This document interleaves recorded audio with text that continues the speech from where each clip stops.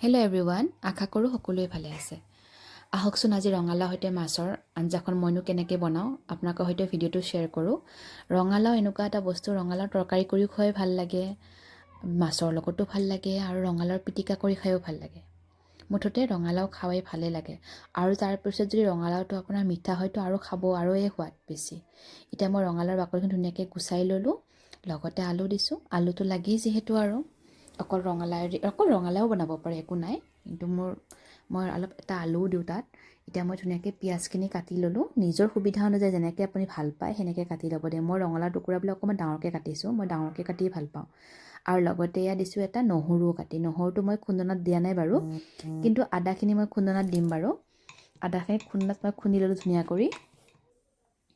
এতিয়া এয়া যে পিঁয়াজ, আদা, নহৰুখিনি তাৰ ওপৰত দিলোঁ মই অকণমান নিমখ, সোৱাদ অনুযায়ী অকণমান হালধি আৰু অকণমান নামমাত্ৰ আপোনাৰ জিৰা গুড়ি, আৰু বেলেগ মা মছলা একো নালাগে।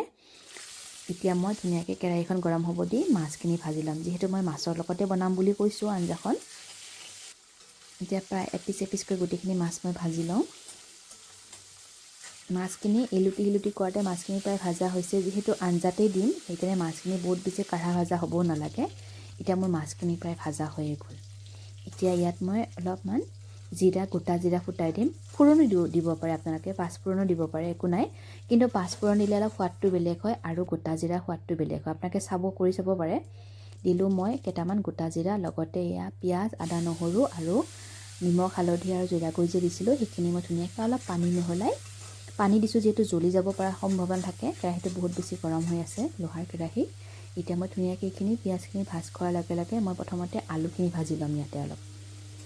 এতিয়া আলুখিনি অকণমান ভাজা হোৱাৰ লগে লগে আলুখিনি প্ৰায় 5ৰ পৰা 6 মিনিট ভিতৰত মই আলুখিনি ভাজি ল'ম। তাৰপিছত মই কাটি থোৱা ৰঙালাওখিনি দি দিম। বাছ, এতিয়া আৰু একো কৰিব নালাগে। অলপ জুইটো কমাই দি ৰঙালাওখিনি ধুনীয়াকৈ যেতিয়ালৈকে সিজি যায় তেলতেই, মানে ভাপতেই, তেতিয়ালৈকে ৰঙালাওখিনি ভাজিব লাগিব। ৰঙালাওখিনি ভাজোঁতে প্ৰায় লাগিব 10-15 মিনিটৰ বেছি লাগিব সিজোঁতে। ঢাকন দি ভাজিছোঁ, যিহেতু জুইটো কমোৱা আছে।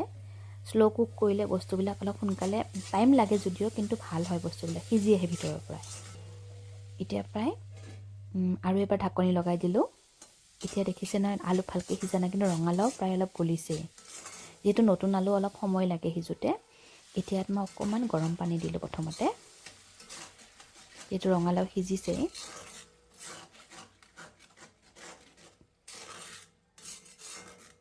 চাইডেৰে কৰচেৰে চাফা কৰি দিলোঁ। এতিয়া আৰু পুনৰ গৰম পানী দিলোঁ মই, যিহেতু মই পৰিয়াল কম, যিহেতু সেইকাৰণে অলপ থুপথুপীয়া হ'ব।